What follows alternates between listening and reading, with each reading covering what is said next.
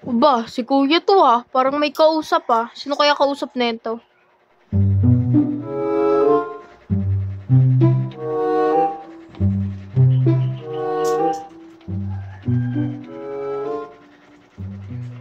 Te? Ano yung kuya? Mukhang may kausap ka. Oo, te, tinawagan na ako nung company na in-applyan ko. Interview na ako bukas, te. Te, baka pwede ulit makakuha nito. Dami na ito kuya. Level up ka. Ang dami ah. 2 kilong bigas, 2 Youngstown, 1 boteng mantika, 4 na itlog, 2 kape, 2 kanton, 1 magic, 1 suka, 1 toyo, 1 bourbon, 1/4 na asukal, 1 milk panda, 1 choco panda, 2 cup noodles spicy. Ang dami ah. Oh, yeah,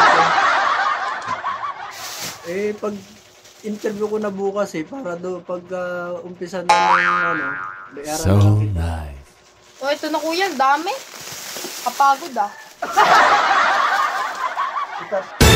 Baka pwede pa magpadagdag ng 500 ml na Red Horse. Ay kuya, di ako nagpapautang ng Red Horse. Ang dami-dami mong kinuha. Ganun ba?